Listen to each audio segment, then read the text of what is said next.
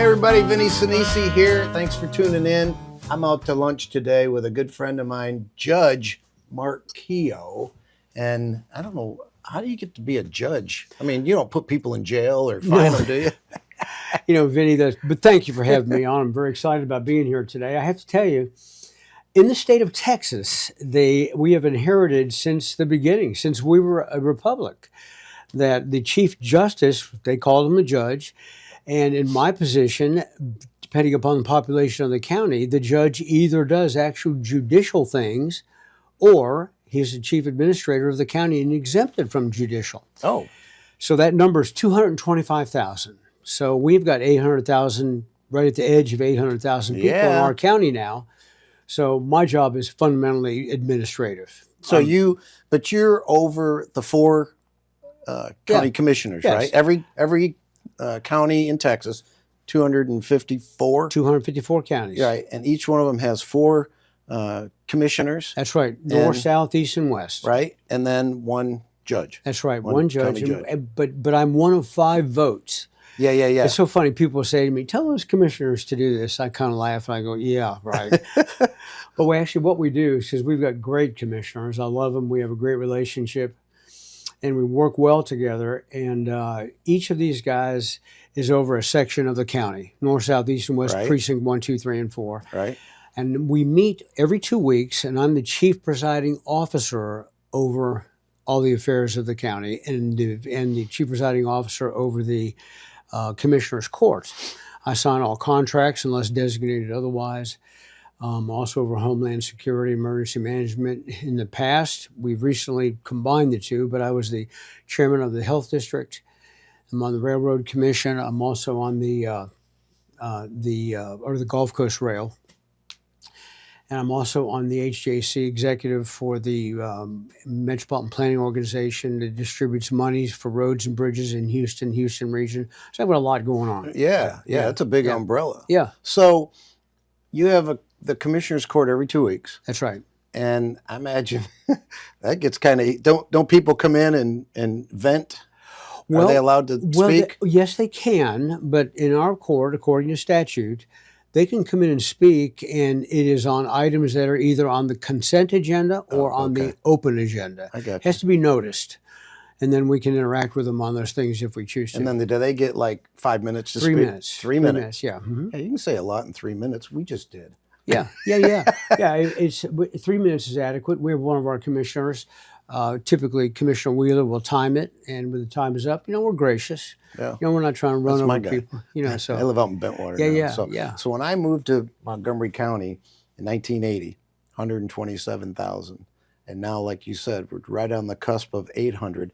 The projection is 1 million by 2040, but I think we're gonna. 2030. 2030? That's only 4 years. I want you to think about this. Since, according to the U.S. Census estimates, between 20 and 25, in counties over 500,000, Montgomery County increased 26.6%. Ridiculous. The fastest growing by percentage county, not just in Texas, in the United States. Yeah. Overall. So I Googled it. I probably didn't Google it. I DuckDuckGo. I grokked it. Elon's on my bud. And so I asked them that. And I thought Montgomery County fastest growing in America. And Grok says, well, it's in the top 4, depending on what census you use. Well, top 4 in numbers. Yeah. In actual numbers. If you go in percentage, number 1. You're killing it. And there's 3,200 counties in the United States. And the other one that's in the top 4 is also in Texas, Liberty County. Yeah. That's like right next door. That's our neighbor. Sure. Why? It's just the way it's what's happening. It's the things that are drawing people to this area. And Grimes County is fixing to have a huge increase. Now that you got SpaceX group moving in over there. Yeah. Which that's very exciting because that's going to have it's right by us. It's going to have a tremendous impact on that whole area down on the border between Grimes County and Montgomery County. Yeah, and it bunts up to Harris too. That's right. Yeah. All kinds of ancillary business. It goes from Grimes County, goes down to Waller, and then down to Harris County. Yeah. So it's Yeah, because I drive through there. We have a place in Austin, and we go down 105. Yeah. And, Grimes County and, Oh, yeah, and, yeah. and so on and so forth. And then you got, Bastrop, which is really where Tesla is, but they call it Austin. Right. And that thing is, 3 miles long. So, I know. it's just blown up. I have a good friend that's a real estate agent in San Francisco. And she'll call me a couple times a year. Vinny, we listed this house for $2 million and we sold it for $2,600,000. I said, awesome. I mean, why? She said, well, in Texas, you guys build a neighborhood and then you just go down the street and build another neighborhood. She said, we don't have that in San Francisco. We can only go up. Right. So the demand is still there, but there's no place to build. So she's selling 1,200 and 1,400 square feet for over $2 million. It's a pretty good deal. This is, I've been in real estate for over 20 years. Yeah. This is the best bang for the buck, in my opinion, all over the country. And It is. and I mean, if you want, well, you're a big low tax guy, right? Yeah, for sure. And you actually took a salary decrease, right? Like 12% or something? Yeah, no, I decreased my salary That's when what I I came mean. into office. Yeah. And in doing that, and made a commitment that I wasn't going to increase it the entire time I was in office. And so, if you can believe this, and please do because it's true, we had of 3,500 employees in Montgomery County, I'm the only one that has never taken a pay raise or a cost of living increase. Yeah, well, you don't deserve it.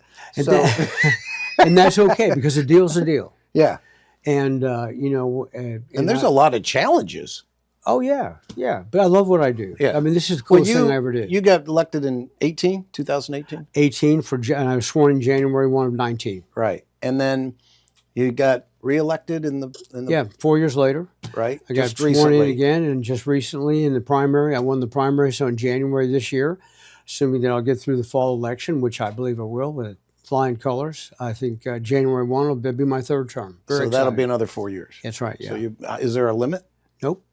Wow, good for you. And you Yeah. were like a used car salesman or something, right? Well, yeah, it's funny you should say that. I started out in used cars. But anyway, from starting in used cars, then new cars, then became a dealer principal in a Ford store, and spent my last 14 years in the car business with Lexus, Yeah. Northside Lexus, just right down the street down Yeah, here. yeah.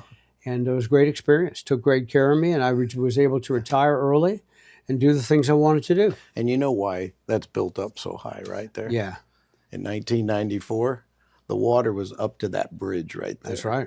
And so when they were building the Lexus, I was like, oh gosh, I hope we don't have another one of those, which we probably never will because it was just a calamity. The guy that runs the dam was on vacation and the assistant guy said, I don't know what to do. Let me open up the gates. And That was unbelievable, yeah, man. there were It was people unreal. floating down yeah. the Sand Jack in Kingwood Yeah. on top of their roof. That's right. Yeah. So Very tough. what, that's got to be an issue for you, the flooding. I mean, with all the expansion we've got, I heard we're going to build 35,000 homes up there in the northwest part of the county, right? Colton and Creston and all those guys, Yep. 3,500 homes a year.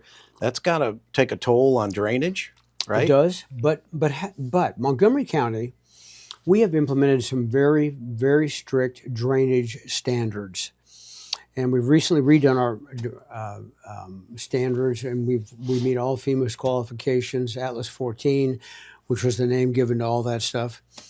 And we fade a little heat from our neighbors in the south because of water that is coming down from the north here, but for us, through our process of detention and also our beat the peak process, that is, we are able to get the water down the channels very quickly. Right. And the way we do our construction, for instance, I get telephone calls periodically from people in the woodlands who go, man, my street's flooding. Well, don't worry, it's supposed to. Sorry about that. That's right. That's right. And the tree, and because then it channels down to the bayous, and the bayous go down to the San Jacinto River. San Jacinto River goes down to Lake Houston. Lake Houston goes out to the Gulf. Yeah. And so we have a very good process for doing that. Doesn't mean we don't flood. I tell people this story when we moved here in 1980, where the walkway is the river walk, the lake walk for Right. Lake Woodlands. That was a creek. Yeah.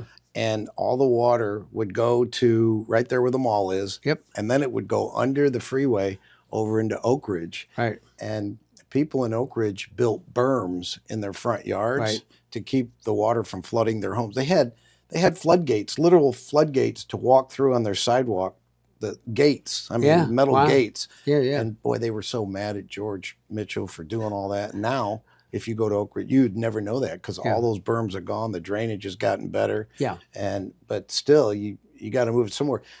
I met with the San Jacinto River Authority guy, and he said that the lake, Conroe, is 2/3 owned by Harris County. That's right.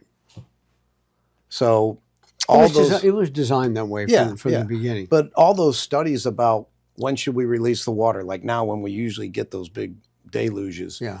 and that didn't work out. And now they have such a better plan. I think AI and algorithms and the engineering Yeah. is so much better now. So you don't have a lot of flooding issues with. Well, the romance of that whole deal is that, remember, even though the lake was built at basically a reservoir that had to do with the city of Houston, Right. obviously it impacted us. But since the building of that in the early 70s, the properties and the developments and the things all around the lake now are tremendously impacted by releasing a lot of water at one time. And so for a while there, when we knew that felt like we were going to have a rain, they may release a few feet of water, Right. literally, Right.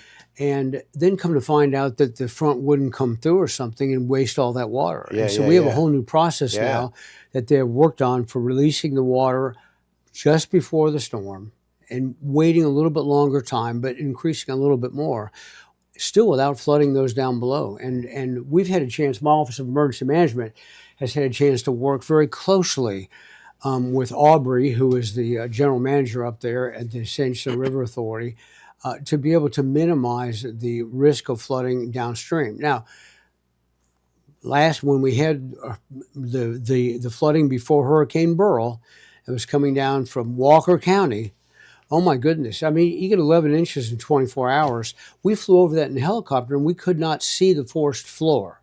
It was all water Golly. coming into Lake Conroe. I mean, then Yeah. it rained on Lake Conroe, then it rained there again. So, but the areas that flood pretty much are the areas, they're not new areas. It's the older homes, the homes that have been there for decades. River Plantation. That's right. And but we have been buying out homes. We are the number one buyer of FEMA homes out of any other county in Texas. Really? Yeah, we bought out so many homes, and just each year eliminate that process of flooding. Can you send me all those people's names so they're going to look for another house?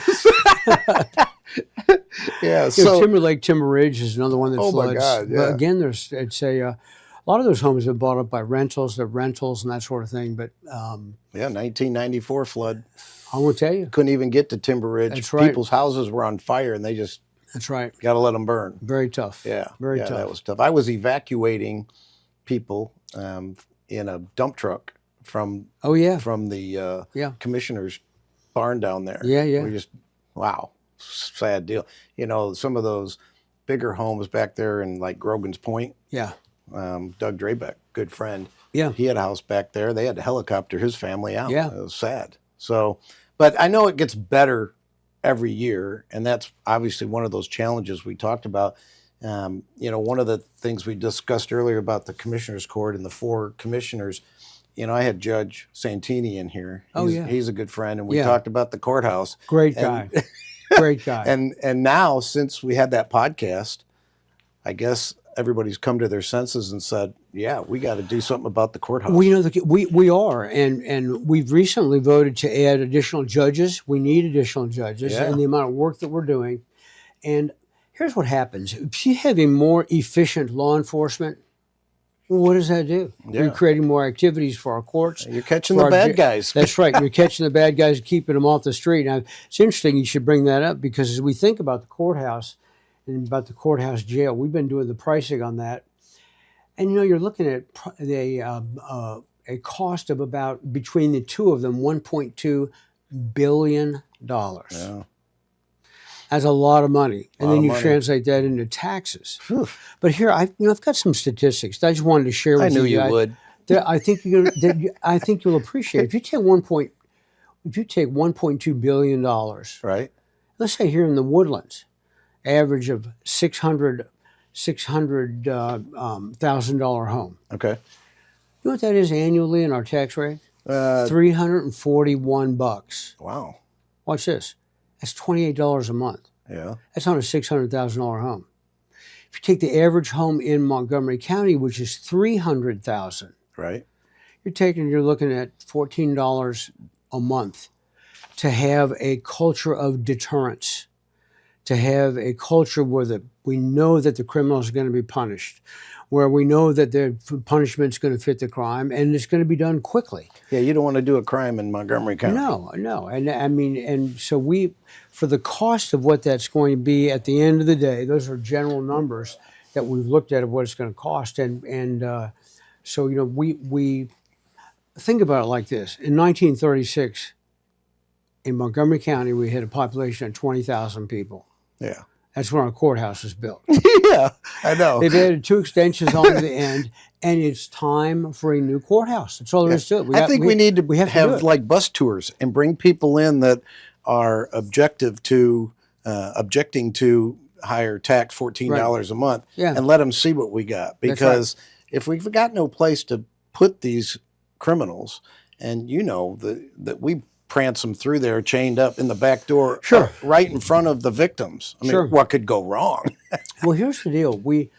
I think it's important for people to realize that what we're doing is we're catching the bad guys, and then they are awaiting the trial or whatever. That's what the jail's all about. Yeah, Because they're going to go from there to TDCJ or the Department of Corrections for the state of Texas. So this is all temporary stuff. And so as we're matriculating these people through in the quantity that we're doing and the bad guys that we're catching all the time, it's either that we either put them and temporarily incarcerate them until they wait, or we do what our neighbors to the south have done, just put them out on the street. Yeah, we'll get them. And we refuse to do that. And I have to tell you, so far criminals do not want to get caught in Montgomery County. Yeah. So. And Sheriff Doolittle's kicking butt. Oh, right? he's done a great job. Yeah. Their increase in their response in 911 and just the incidents that have increased because of them being there and being aware and making things happen. Yeah. And also our constables do a fantastic job. Well, I've had the constables tell me that they've heard some of the phone calls that these criminals make to their buds, and they're like, "You did that in Montgomery County? What's wrong with you?" They put him in jail. So my chief of staff and my deputy chief of staff, who is also a constable, they were coming back from Harris County, and they come over 99 into Montgomery County, and they see these guys weaving in traffic. So sure enough, they pull them over, and when they do that, they find they have a couple of open warrants, and so they put them in handcuffs, throw them in the back. One guy says to the other one, "Don't worry, we'll be out of here in about 2 hours." To which my deputy chief of staff, who's also he's my local cop here. Yeah. He turns around and he goes, "If you were 600 yards back that way, that'd be the case. This is Montgomery County. You're going to jail." Yeah. And you talk about the expletives when those guys found that out. Yeah. That's one of the first questions that's asked. Ryan Gable, our constable here, Yep. his guy stopped some people that had been stealing a car, and they stopped him. And first question the guy asked, "What county am I in?" Yeah. Montgomery County. That's why I came up with that billboard. It Oops. was a billboard Yeah, out was on fantastic. 45. Yeah. Speaking of constables and police officers pulling people over, we just lost a awful. a young Serato, young gal, 24 years old. Yeah. A relative of mine many years ago for HPD had a drunk driver pulled over on the Gessner Bridge at I-10, Johnny Salvaggio, and he got run over and killed. And that changed the policy. That's why you see the cop cars parked on an angle. Yeah. So it protects them in case they get hit. But shoot, the other day, I mean, she's standing out there, and then another guy gets run over. Oh, yeah, and it was for hours and hours the investigation was going on. But TxDOT, what they have done with their trucks is they have this huge apparatus behind those trucks that protects those guys that are working. Right. In the event that Scorpion. they get hit. That's right. Yeah. Yeah. So, they're making an effort. That's why they've come put things in place, being required to slow down as you're passing incidents on the highway and that sort of thing. Well, But it's awful, terrible thing. yeah, it is, really is. Especially that go that way. Not that you want to go at all, but I mean, she's just standing out there directing traffic and Yeah. trying to do her job. And Yeah. so, yeah, and that, Awful. I Awful. always told my kids nothing good happens after midnight. But, That's right. But somebody's got to watch the wall after That's right. midnight. That's so, right. all right, let's talk about, because Charlie Riley and I have been friends forever. And I said, what's your biggest challenge? He said, mobility. And I said, it's bittersweet, Charlie, because you don't have mobility problems if you don't have a population. And that you have to have a population. I mean, Montgomery County is a great county for commerce and, I mean, health and medicine, amenities, everything. And I know that just it goes on continuously. Yes. So tell me why we have medians down 1488. It's funny you should ask that question. Because I asked the TechStock guy, and I said, how's it working out? He goes, well, we really don't have any data yet, but now we do. I have to tell you, when that first took place, I'm sitting there looking at the data, and there is some data that has to do with crashes and that sort of thing. But I have to tell you, what it has done is the medians have been a tremendous inconvenience to people, tremendous inconvenience to businesses, hurt businesses, and sending people past these businesses. They don't want to make a U-turn. That's right, and increase the danger of making the U-turn. Those kinds of things. And, we complained about it enough. Commissioner Riley did. I certainly did enough. And serving on the HGAC and the Metropolitan Planning Organization that I do on the Executive Council, we have talked to TxDOT about this again and again. And they have finally come up with a policy. If local government does not want it, they're not going to do it. They have to get local government's approval before they do it. Now, that's brand new. Yeah, that's a huge step. They were fixing to do something up on Highway 830. Yeah. And I saw the plans, and while I looked at those plans, I saw the raised median in the center. The citizens were there, TxDOT was there, everybody was around, milling around, looking at these various things. I just looked at it and started saying, no. I called them over, and I said, look, what is this? No. We're done with raised medians. They're killing us, and we need mobility. We need expansion. We need that to be used for transportation. We want people to move faster and safer. That's right. Right. And the way that the difficulty is that they're finishing projects right now. And I said, well, if you're finishing the projects right now, or they're coming down and you still have to do some, why don't you just stop right now? Yeah. That's not going to happen. That'll make it easy. And they're not going to go backwards. They're not going to go take them out. No. 1488 and 105. 105. Oh, yeah, it's painful. Yeah. But, I have to tell you, TxDOT, I think that it's good intentions, but at the end of the day, 2 or 3 people, whatever, however many people made the decision to start doing that. And here we are suffering through that, fighting with each other over it. And it's a constant source of irritation. Yeah. But it's not going to be, it's not continuing. This is what everybody wants to know, and I know people have called me on it. Tell me about across from the forest on 1488. You know what I'm talking about? They got the 2 walls with the grass in the middle. What is that about? Is that for the deer or something? It's about drainage. Oh, really? It is. We thought it was because the deer crossed through there. I've actually been hit by a deer. Yeah. But we thought, well, that'll keep them from, going across there. I said, well, they'll just go down there and cross. It has something to do with drainage. And, as I have thought, if you want to keep people from running into each other, then just put one wall up down the center. Yeah. Rather than this wide median that you have to bypass where you're trying to get to, go down, turn around, and then they have to build these arced concrete pads for them to be able to make the big trucks. Yeah, and the big trucks still can't do it, many of them. And plus you've got first responders that are being impacted by this. Right. When you think about the need to get there quickly. The fire's back there, and they got to go all the way down there and around. It's remarkable. So, but anyway. What brainiac thought of that idea? Well, TxDOT. Thanks, guys. But I got to tell you, we work great with TxDOT. I love those guys. They work very hard for us. and have really worked with Montgomery County since we've really gotten involved. You know, It hasn't always been that way. yeah. I mean, mobility, like I said, I lived at West Panther Creek and the Woodlands Parkway Right. in 1980. That was the end of the Woodlands. Right. And I would run. There's a 3-mile loop. Yeah. And then a car would go by once in a while. Yeah. And now I know it's, 3 lanes through there. The mobility has gotten better, but the mobility is always going to be in the rears of what we need. Sure. Right? I mean, Well, let me tell you what we've done, because I think we've done some very significant things since I've been in office. First of all, we passed a $480 million road bond. yeah. Okay, Yeah. and we did it without raising. Tell everybody about that. We did. We That's did great. it without raising tax rates 1 penny, without raising the tax rate.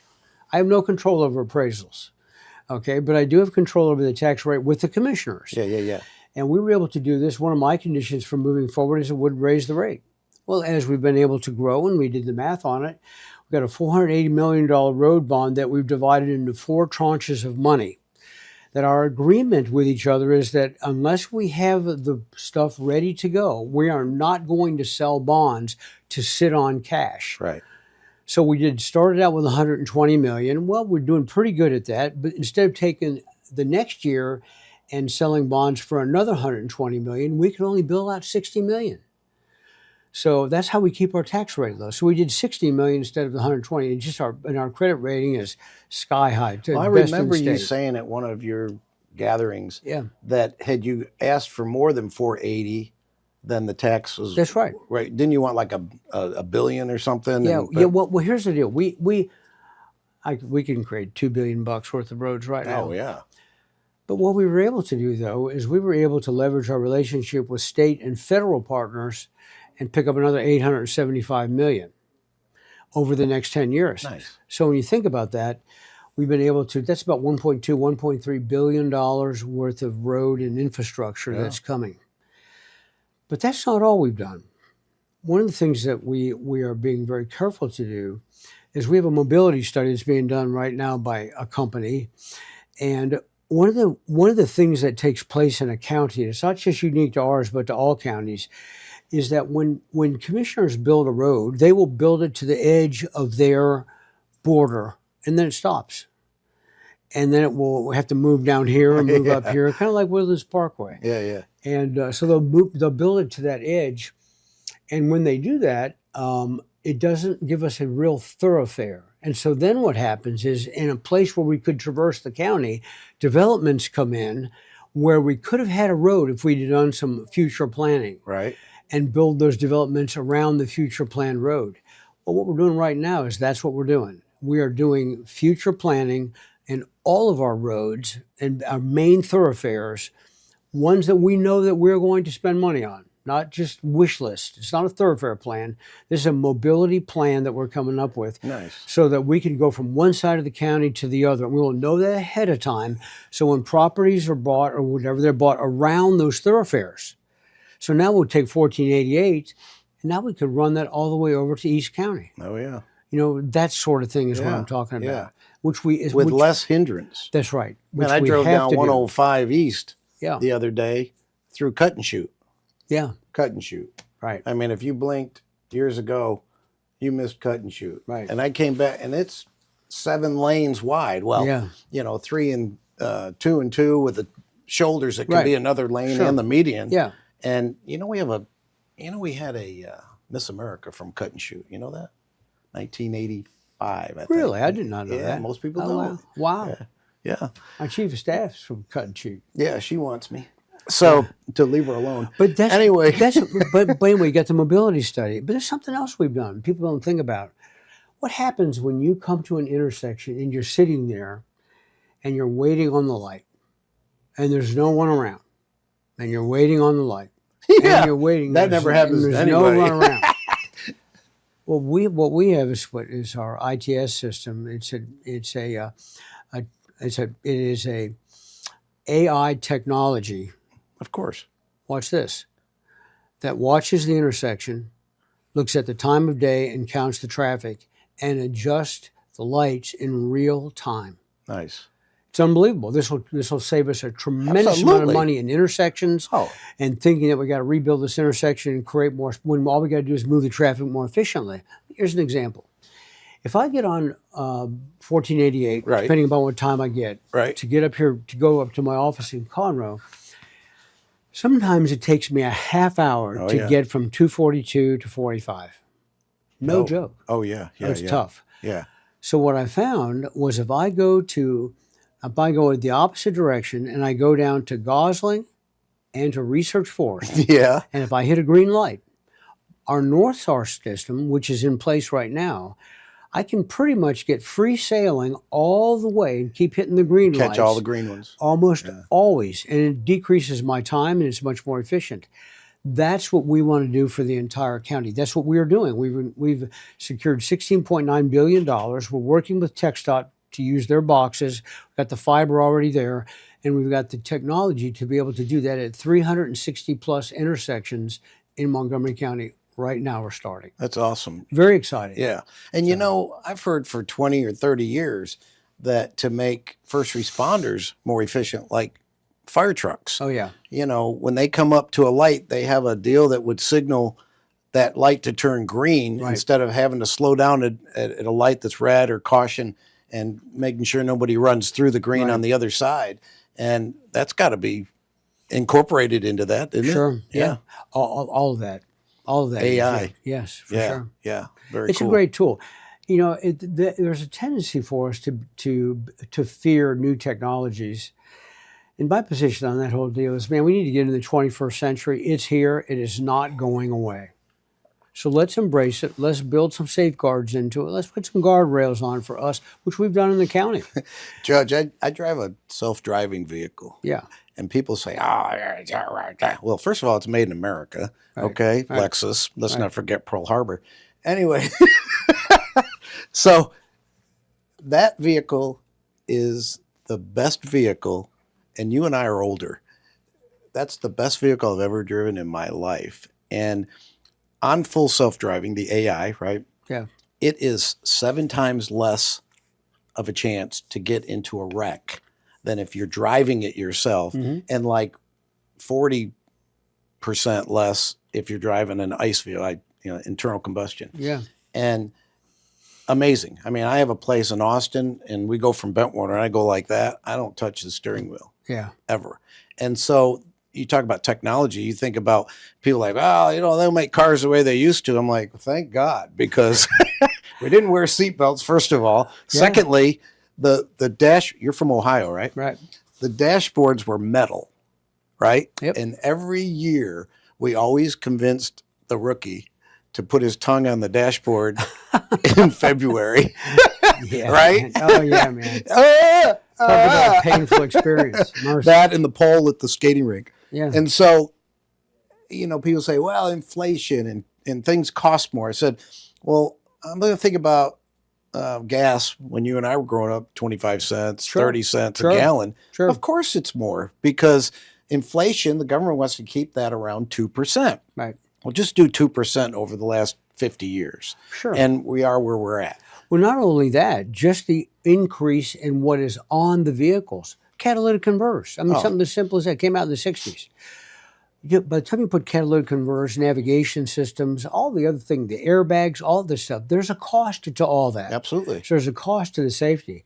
But I got to tell you, our vehicles today are going to go longer and run harder and have all the stuff on them to keep us safe. And if you choose to, if you just take care of that vehicle, they will last you a long time. No kidding. I used to tell my kids and wife, look, keep air in the tires, make sure you change the oil and the filters, and it'll It's the biggest thing. run for a long That's time, right. Okay, So you're an Ohio guy, Yeah. and you ended up in Texas. Well, Well, did you lose a bet? Or? Well, let me start. I started out in Chicago. I was born in Chicago. Oh, Cook County Hospital. don't hold that against him. You remember the Blues Brothers? The Cook County Hospital. Yeah. I was born there. We lived there for 2 years in that area. And then we moved to Cincinnati. Eventually moved to Cleveland. Then we moved back to Chicago, back to Cincinnati. My father, after World War II, Was he in the he witness protection plan or well, no, something? he was transferred around by his company. And so we moved to a number of places. But I've lived in Indiana and Ohio and in in Illinois, and I came down to Texas in 1980, and I've never looked back. Cedarville University. That's right. We're theological. Yes, I went to Grace Theological Seminary, that's where I spent my time in Indiana. Grace Theological, did a 3-year program for Master of Divinity. Then I finished my Master of Theology at Dallas Theological Seminary. And So you're a pastor. so, yeah, I have been, yeah. I'm not doing that right now, but Right, I will right. do that. You probably do a lot of praying for Montgomery County, so Well, let that's me a tell good you, thing. Let me tell you, I thank God for my background and all that, because it gives me what I believe to be a biblical Christian perspective, a world and life view that I think benefits this county. And I think about this stuff all the time, and the impact that a virtuous approach to life can continue to keep our freedoms. Sure. That's one of the reasons why I think of the growth in Montgomery County is we have there's a number of reasons for our growth, but one of those is that we have a really a family environment. We do. Absolutely. And it's I want to say it has to do with our quality of life. This last weekend, think about this. We had 425 plus churches, places of worship that were going on Sunday. So, well, Mark, what's the big deal with that? Big deal with that is they're communicating principles, I think, to our families, to our children, to anybody that would sit in on those things, concepts of virtue. And if you look at the history of our country, it is we have been a culture of goodness, how we've treated pretty much. We have our moments, as you know. Sure. And we're going through some transition right now, I know, across the country and our ideologies. But at the same time, it is our virtue that guarantees our freedoms. For instance, if we are good people, we're not going to have to worry about somebody running over our mailbox. Right. So why do I have a law in the books that says don't run over your neighbor's mailbox? I mean, think about that. If we're doing the right things and we were exercising, looking out for each other, that gives us more freedom to operate. Yeah. And so that's what I talk about that on a regular basis. And I think here in Texas, overall, that although we have our moments in various locations, overall, I think that we've got such a fantastic environment. And it's a conservative environment, but Montgomery County especially. Yeah. We do. And it makes for such a great place to Good- live. good people. Raise kids. Yeah. Great schools. Oh my goodness. That's what And good schools really is commensurate with the tax base and prices of homes. I mean, if I'm in the real estate business, you got crappy schools, nobody wants to move there. That's right. And so home prices diminish. So, but you're a married guy, Kim, right? Yeah. And how long? Been married 28 years. Right?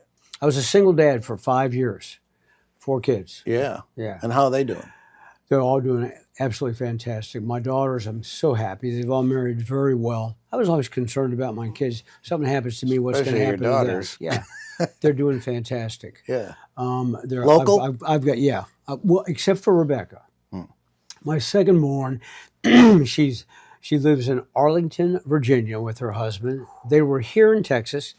He's the associate pastor of a church up there. They're doing just great. They got 4 kids. As a matter of fact, we're going to see them next week. Yeah, Virginia. It's Yeah. been around for Yeah. a few years. Yeah. And 250. But I have a daughter, and my son-in-law, a medical doctor, lives in Arlington, in the Dallas area. Right. And then my son, Josh, who's in this area, and his wife, she works over at Methodist. She's in there doing a residency. There's a medical doctor. He's at Lexus, has been there since he was 16 years old. Think about this. He's 35 now. Yeah. And has done just a fantastic job. They just bought a house on my street, just a few doors down across the street. Fantastic. So there you go. You forgot me as a real estate agent. There you go. So, you just won this last election. Yeah. Against Wayne Mack, Judge Yeah. Mack. Yeah. Great guy. Yeah. And it was very close, right? Yes. And why do you think that people like you or dislike you? Well, I think it is. First of all, I don't know that it's so much a dislike as that they might have just liked Judge Mack better. Or they dislike maybe your policies? Yes, yeah, that sort of thing. But I have to tell you, I think in this because he's a good guy too. great guy. Yeah. Mack's a great guy. And in the scheme of things, The difference in level of experience, I think people recognize that. And even though it was so close, there still is a difference in the plans that we've had for the county, what we've been able to do in the county. I mean, some of the things that we have done. We have lowered the tax rate since I've been in office. Are you sitting down? Yeah. 21%, Yeah. the tax rate. Yeah. While increased services, 5 out of 7 budget cycles, we hit the no new revenue rate. When we first hit it, Judge Sadler called me up and said, never been done in the history of the county. And so we've been very careful at doing that. We have spent monies on our law enforcement and continue to foster that environment of deterrence. And, you know, when I put that billboard out on the highway that said criminals, this is Montgomery County, we fund law enforcement, we prosecute. I took that out of my campaign funds to do that. And so I started out in the House of Representatives, had a good track record there, served 2 terms, served this area in that. Yeah, yeah. And so I think that people see that some of the things I bring to the table have been, you know, plus I've managed multi-million dollar budget, multi-million dollar companies, hundreds of people at a time. Whereas my opponent, maybe 35 or 40 people, you know, just the difference in experience. Sure. And so I think that counts for something, and I would attribute that. Also, how we've handled our emergency management. Emergency management is second to none in the state. Jason? Yeah, Jason Millsaps, my chief of staff, has done a fantastic job. Yeah, I like Jason. In expanding it. And, you know, we were invited, my emergency management department, which is a direct report to me, that's under the county judge in every county. They were invited by the State Department to go to Qatar. And we went over there and did scenarios and training for their emergency guys over there. Crazy. They had all the equipment, all the money, you know, unlimited amount of money. They just need somebody to show them about, okay, this is how we do it. And, you know, we have sent people all over the country. We were involved in the California fires, in the recent tornadoes up north. We sent people up there. Plus the equipment that we've been able to secure through wise budgeting and through our jumping on opportunities as they came up, our command centers. We went out, and the 2,000-acre fire in San Jacinto County, when I got out there and I saw what was going on, it looked like California fires. I mean, you could see over this 2,000-acre pine forest. Sure. And the work that we did with the Sheriff's Office, the Forestry Service, the A&M group, all of our constables, Texas Department of Emergency Management, they were all there. But that was all orchestrated and operated by my emergency management department and our command centers. And we were able to save 900 homes. We did not lose one home in Montgomery County, or for that matter, in San Jacinto County. Yeah, that's impressive. Not only that, there was a deer camp. I think it was the only thing that burned down in the middle of the woods, but saving the animals. One of the things that we have found, Vinny, in this whole process was that people, when you come to their house and you want them to evacuate, we do not do mandatory evacuations. That's not Montgomery County. We don't do that. But what we do is we tell them we want them to evacuate, and if they decide to stay, they stay. But one of the ways that we get them to come with us is they always ask, well, what do I do with my animals? I'm not leaving my animals. Yeah, it's important. Do you know that we had our animal shelter out there with the trucks? Yeah, which I oversee that whole deal. And I've got video of the sheriff's guys chasing down sheep, putting them into the back of these trailers. You know, we do not lose an animal. I'm talking chickens, anything. Yeah. We got them all out of there. That's pretty impressive. Yeah, it's very exciting. Because, I mean, roasted chickens.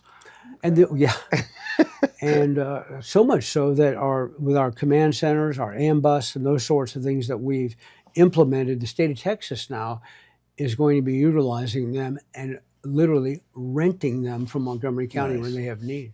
Yeah, because you have a mobile thing that you bring out there, right? Mobile command center. Yeah, it's like our office for of emergency hurricanes, management. fires, floods, whatever. And we've used it. It's fantastic. What's your biggest challenge going forward to, well, November is the election, but let's say you get reelected, which is probably going to happen. Yeah. What's the challenge for the next 4 years? Well, continuing to operate in emergency management is, we always, since I've been in office, we've had 13 natural disasters, 7 of which have been nationally declared. Yeah, I'm married. Talk about a natural disaster. 45 years. We all have our moments. You've learned to manage conflict. Very Absolutely. good job. Yes, dear. But I think as we move forward, my big concern is that as we have needs for infrastructure as we grow. Well, remember we're 21% that we take of all the taxes, ad valorem taxes that you pay. That's right. County only gets about 21% of that. Yep. So we provide law enforcement, constables, courthouse, jail, all of this stuff, roads, everything out of that 21%. So if that's the case, then if we have to continue without raising taxes, what do we need to do? We have to spread it not just to the rooftops that are coming here, the Right. houses, and those people. It's business development. We're in the process right now of working with we will be working with our commissioners and working on business development that will come out of my office and just a department, if you will, of doing that and working with the state of Texas because we must draw businesses to be able to share in that tax base. Sure. And whether it's in this whole issue of data centers, I know continues to be an issue. And but in just drawing good business to the community, I want you to think about this for a second. What has taken place in Grimes County and SpaceX moving there? Right. You're talking the influx of 1,500 to 1,800 employees alone, not to mention all the roadways that are going to be needed to be able to to be able to transport and ship things for semiconductors and all that's going to take place there. Sure. What's that going to do to the infrastructure of Montgomery County as that grows around the outside from up to the north of the county all the way down They're to going to be going Magnolia through and the rest? Montgomery That's County. exactly Yeah. right. Yeah. So we're going to have a tremendous opportunity to draw ancillary businesses that will support SpaceX. It's only a half hour between the city of Montgomery and the location of where this place is going to be. You know, in 1985, I was selling stocks and bonds at the Allied Bank building, which is the first building when you Yeah. come into the Woodlands. Yeah. Kevin Brady was running the Chamber of Commerce. And That's some time ago. Yeah, in 1985. And I would go back at night to make cold calls because I wanted to make some money so I could survive. Yeah. And he and I, after I would get done with my calls and he would get done doing his stuff, we'd meet in the common area and talk stuff. Sure. And there was maybe 100 businesses. I think there's over 1,000 in the Chamber of Commerce Oh, yeah. now. I mean, Yeah. it's just grown like crazy. That's right. Just ridiculous. So, but like you said, with more commerce, you need more housing because people are working there. That's and, right. And with more housing, you need more commerce because people. My daughter was born in the Woodlands Hospital. It was 2 stories, 1988, and just the one little building. Right. And I mean, they were so busy having babies in there. I mean, it was like, all right, you had your baby, get your stuff, get out. We need the bed for the next mom coming in. Oh, it was yeah. like, wow, now it's yeah. this high Sure. rise, and Yeah. we've got probably the best medical facility second to downtown. Without a doubt. And Yeah. I think in the Woodlands, in their approach to business development has been so good. You know, Gil Staley for many years did that for us, and we have new people involved now. But I have to tell you, and have done a tremendous job in having companies come here because we have such a great environment. People, they come here, they bring their families, they're looking at good schools, they're looking at nice infrastructure, places to shop, restaurants to go to. That's all part of it. Just having a convention center is not good enough. Sure. Well, I heard You have that to have the total picture. absolutely, and I heard that the airport, the Conroe Airport, Yes, is going to be expanded big enough yes, that 737s. that's right. Right now, you got C-130s flying in how there about right that? now. Yeah, You that's don't have right. to drive down to, George Bush. Our airport in the greater Conroe, the Conroe Regional, the longest runway there is the same length as Hobby. That's what I was getting ready to No, say. we, Is we that have the capacity yeah. right now, and with all the immigration stuff that's been going on, and because we have the facility, Joe Corley facility, they've been shipping C-130s. You know, a C-130 is big, Yeah. biggest planes we've ever seen there. And recently, the next one up from that, not to see something, I forgot what it is, but they are now decommissioning all of the Blackhawks and Apache helicopters. And guess where they're decommissioning them through? Yeah. Right by our Office of Emergency Management. Yeah. That's where they're coming in. They flew in some Blackhawks the other day. They got some Apaches that are coming in.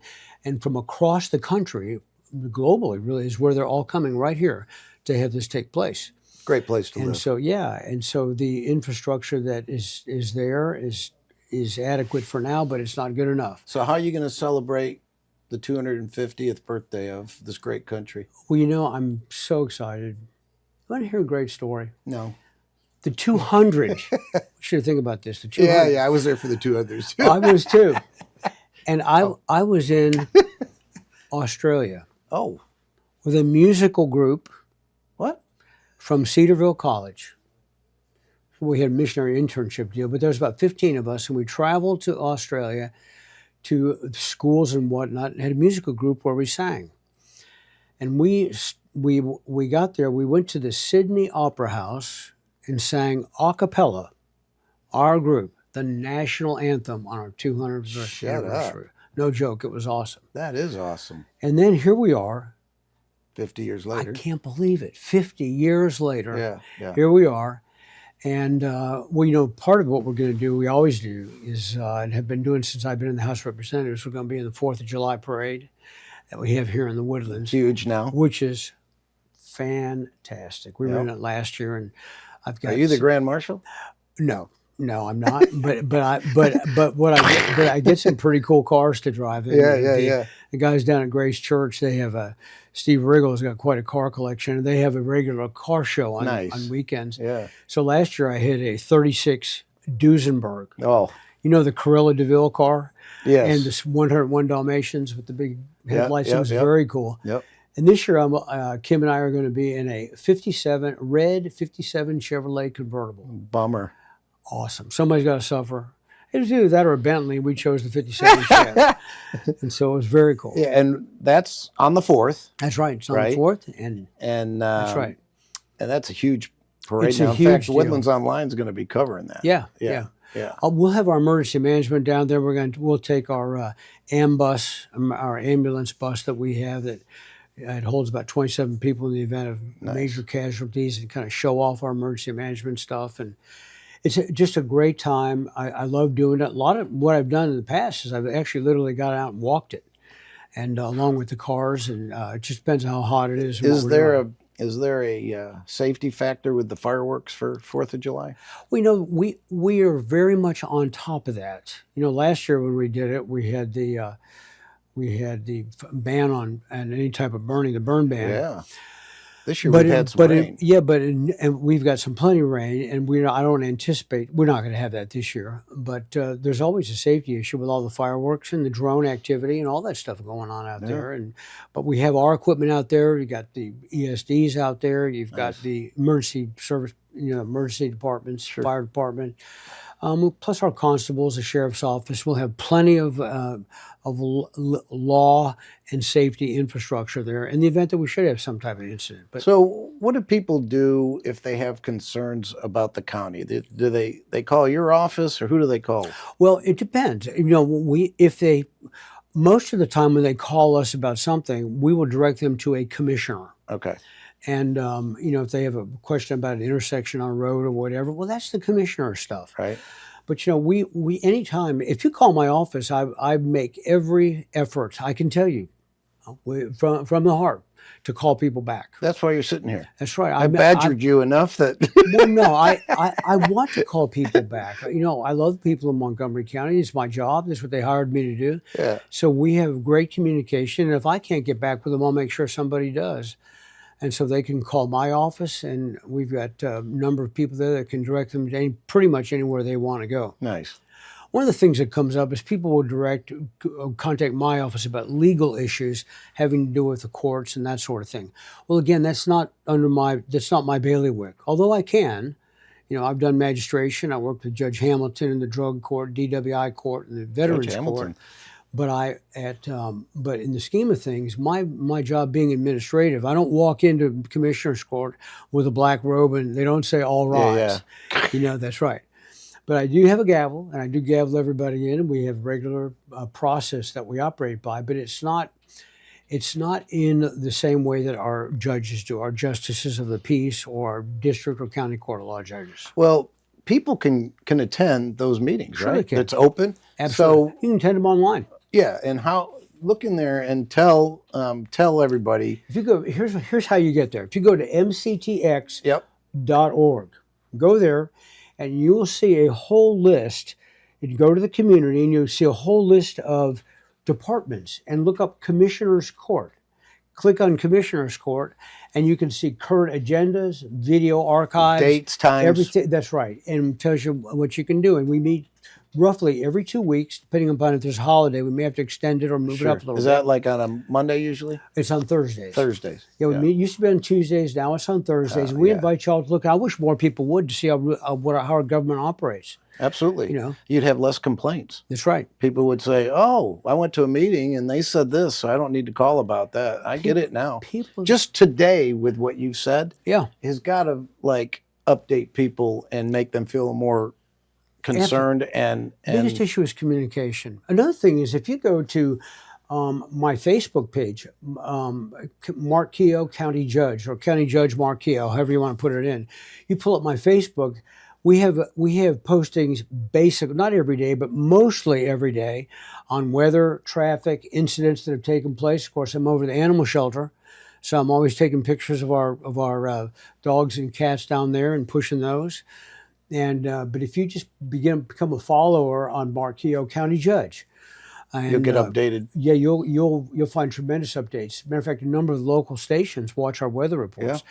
We have a guy with the National Weather Service who's coming to work with us now from the Weather Service, going to be there with us representing the Weather Service.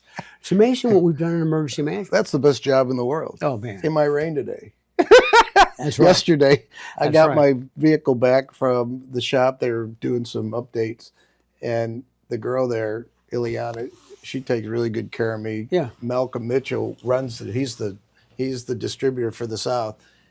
Every time I get that vehicle back, it's washed and cleaned and fixed up.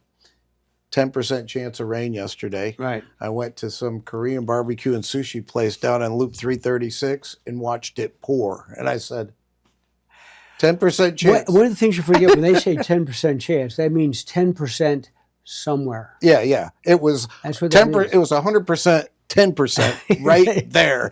Right. On the way back, it didn't. It was all dry. And I'm like, I think Yeah. the God's like, okay, you're getting a wash job here. So, well, thank you so much for coming. This is Vinny, this is a treat. Yeah. What a pleasure it is to come. Please have me back again. I love talking to the community. I want people to subscribe and like, just like they do on your Facebook page. Yeah. We've had Judge Santini. We've had a human trafficking victim in here that was pimped by her mom at 12 years old. 65% of traffickers are from a mom. Yeah. We've had Saddle River Range, Tom Bolsh over there. Great friend. Yeah, this is Texas Guns. And Joan Said at Do-Si-Do. Steve was one of my best friends. So we've had really quite an assortment. We want people to understand that even though there's a lot of crappy things that happen in the world, there's a lot of good things. Okay. Absolutely. There's more good people than bad. When people start talking to me about religion, I said, look, if you live your life by the 10 Commandments, you're probably a pretty good dude. Right. Okay. Right. Taking the Lord's name in vain, I have a little problem with that sometimes. Of course. So, 8 or 9 out of 10, that's not bad, right? If I got an 8 out of 10 in high school, I'd have been a valedictorian. And I think Montgomery County, is a county, and I don't know how else to say that, but it is truly a county of virtue. Of goodness. We don't all agree on everything. We are not going to all agree on our ideologies. But I believe the heart of the people that live here in general is that they do watch out for each other, and they do want to love one another, and they do want to get along together, and they're not looking for a fight all the time. Absolutely. And I love that. And about you hear that Montgomery so County. much when you turn on the TV. Bad, bad, bad, bad, bad, bad, bad. And at the end, oh, by the way, here's some really good news today. I'm like, well, why don't we have more good news than bad? But you know what? Don Henley wrote that song for the Eagles, Dirty Laundry. People, the bubble-headed bleach blonde comes on at 5. She'll tell you about the plane crash with a gleam in her eye. That's what people kind of want to hear about. That's right. My deal on religion is, if you take an O out of good, what do you got? God. If you take a D off of devil, what do you got? Evil. That's the whole difference between religion, good and evil. Yeah. And if you're not even a God person, good and evil. That's So, exactly right. right. That's exactly I think right. I'll write that down. That's right. So thank you, That'll brother. preach, brother. Thank you. That'll preach from a preacher. And there you go. Thank you. Thank you so much for tuning in. I'm out to lunch almost every week now. Subscribe, like, just get involved. You can watch it on Woodlands Online, which is what you may be doing, and YouTube, Team Sinisi Media. Peace out. God bless America.